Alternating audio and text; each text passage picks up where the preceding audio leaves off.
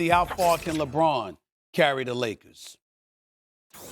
Not that far. And he knows that. He knows without Anthony Davis, this is not a contending team. And Anthony Davis's performance in this game was once again unacceptable. Domantas Sabonis comes in, outscores him by 20, out-rebounds him by 7 in a game that was decided by 15 points. LeBron, at age 39, is the second oldest player in history to have a triple-double.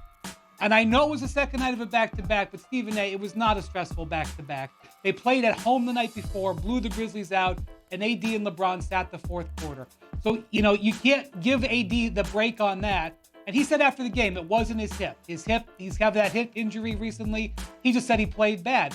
Look, if you can't raise your game to meet the opponent, and in this case, the Kings came into this game and got up by 20 points in the first quarter. Again, the Lakers falling down big in the first quarter. They are just not good enough. And it's not just them. It's also the strength of the Western Conference, with the Kings being an example. By the way, De'Aaron Fox, nobody's talking about him. He's averaging 30 points and 6 assists a game. He had another great game last night. The Kings aren't even one of the top 2 or 3 teams in the West, arguably.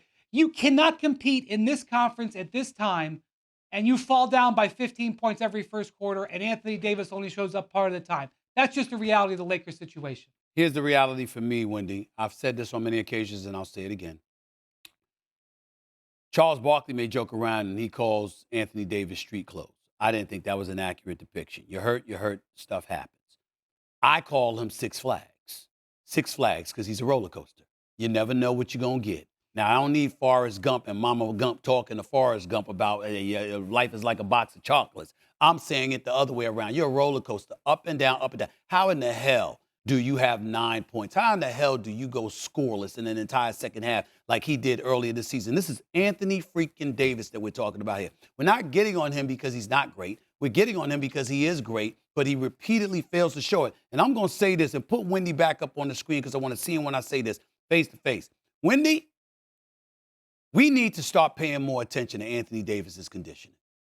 We need to start calling him out for that. Because guess what? If you're in shape, you don't have games like last night. Not with his greatness. Not with his greatness. See, the reason why LeBron could go out there and even having lost a step or two, still being great, still being revered, not just respected, is because when we look at LeBron James, what we see is a dude that potentially Father Time is chipping away at, but that's it. We don't see anything in his behavior, his mannerisms, his commitment, etc., that tells us he's not giving us all he has. We look at him physically, and we know he takes care of himself. He's in shape. He's ready to embrace the challenge to the best of his ability for somebody in their 21st year in the league. Anthony Davis is damn near a decade younger than this dude, okay? And Anthony Davis, for some reason, does not seem up to the challenge of being able to be consistent night in and night out. It's clearly not because of his skills. He's shooting 33% from three-point range. He's shooting over 50% from the field. We know he's got a J. We know he's got a back-to-the-basket game. We know he's elite defensively. He can rebound. He can block shots. So why in God's name does Anthony Davis seem out of it? You know why? Because his ass ain't in shape to the degree that he should be. He asked for a sub in the first quarter of this game. Say what? He asked for a sub in the first quarter. He has to come out in the first quarter of this game. Oh, my. We ain't going to, listen, I ain't going to speculate, but you're supposed to be able to be, you're an NBA athlete in your young 30s who's a superstar talent in this game. And how many times have I brought up when I was on the air with you, Wendy, when I talked about the reason why we talk about, listen, Chicago's a beautiful city. It's too damn cold for me. I don't even want to be there from October through April. I don't even want to see that city because it's too damn cold. But it's a marvelous, marvelous city. Make no mistake about that, okay? But Chicago, L.A. with Kobe, Miami with D. Wade and those boys. I repeatedly praise dudes who produce under those circumstances because there are distractions. And they never let it be a distraction. I don't know if Anthony Davis can handle being in L.A. on a day-in, day-out basis and representing Lakers lore the way a big man in an L.A. uniform is supposed to represent them. I'm talking about in terms of conditioning, the commitment to elite conditioning. What statement did the Celtics make taking down Philadelphia without Jaylen Brown and Porzingis, Wendy? Yeah, well, they've got the best top six in the league. And I mean, I'm including the Denver Nuggets in that. I think the Nuggets have a beautiful way of playing together and they're really tight knit and know what to do. Well, you look at the top six that they can withstand on the road, even with Philly playing the second night of a back to back. This was a really important win for the Celtics. They lost in Philly last week, so they play them in again. They obviously took this game very seriously. Jason Tatum, by the way, is off to a tremendous start to this season. I think he's not really getting as much attention as maybe he should. He's having the best shooting stretch to start a season in his career. And so you look at that, you look at the way Drew Holiday's played for them defensively, and then Derek White, who's sort of low-key, can be an excellent clutch player, was excellently clutch in this game.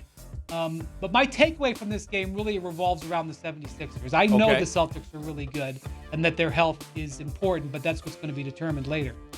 To me, what happened in this game is when the Sixers took Tyrese Maxey off the floor, they basically imploded. And now that's not going to happen every night. They're not playing the Celtics every night. But in the first quarter of this game, Tyrese Maxey was in the game. He came off the floor. It was about a 3-point game. When the quarter was over, it was a 15-point game in the favor of the Celtics. Yep. Happened again in the third quarter. It's basically a tie game at half. It's a 3 or 4-point game when Maxey takes his third quarter rest. By the time the end of the quarter, it's an 8-point game. Tyrese Maxey was +9 in this game. Joel Embiid was -25. And that's not a comment on Joel Embiid. He's the MVP. But what we have to remember about the 76ers is as much as they've got going for them, they are still a playmaking ball handler short. And that was why when they did that trade for James Harden, they acquired those draft picks and they acquired those expiring contracts. And it was a reminder that as good as the Sixers have been, they still are going to have to make a move this season to beat the 76ers and probably the Bucks in a best-of-7 series, assuming everybody is healthy. You mean beat the Celtics? Now, you may say, Stephen A., who is that ball handler? Who is that guy? Okay. I don't know yet. I know that it's probably not Zach LaVine, because I know that's what everybody's talking about. No. That wouldn't work. That's not the ball handler. No. He's a scorer. He's But a they got to do scorer. something, Stephen A. Well, I will say this. Here's what I do like, and I would love to see Zach LaVine in L.A. with the Lakers personally. That's just my personal opinion. But if he were to go to Philadelphia, I would say this. I think he has a chance of working better than James Harden did because it doesn't compromise Tyrese Maxey. Tyrese Maxey obviously is your second scoring option. He's averaging over 28 a game. We know how electrifying that he has been, but it doesn't negate the fact that a guy like Zach LaVine is somebody that can be incredibly useful to you because you don't have to take on the scoring load that Tyrese Maxey is obligated to take on now. So again, it's not ideal, and I get what you're saying about a ball handler, but you're talking about really somebody taking the scoring pressure off of Tyrese Maxey without stripping him of the point guard obligations in doing so, Wendy. That's what I'm talking about, which is why I think Zach LaVine could work. But let me get back to Boston for a second. I have Boston as the favorite coming out of the Eastern Conference. When Dame explodes and him and Giannis on the same page, obviously that's a formidable duo that we can't ignore, and they've got championship expectations. But when I look at the Boston Celtics, Jason Tatum is a superstar. Can we just say that?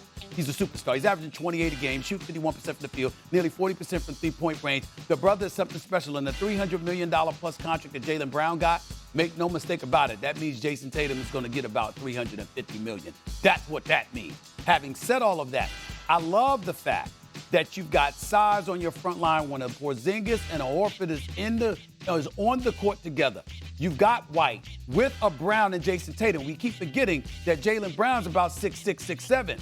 Jason Tatum is a legit 6'9". And so when I look at them and the size that they have, and I think about Denver and how formidable Denver looks, people keep talking about the greatness of Jokic, which cannot be denied. There's no question about that. And we know what Jamal Murray can do when he's healthy and on a basketball court. But we see all the other components that they have. They've got size on a lot of teams they're going up against.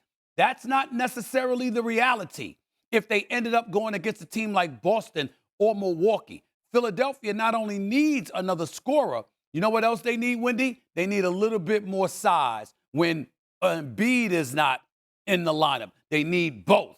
And so to me, that's what Boston and Milwaukee has. It's what Philly does not have. Yeah, and that's a really good point because who is the team that has given Denver more trouble than almost anybody the last couple of years?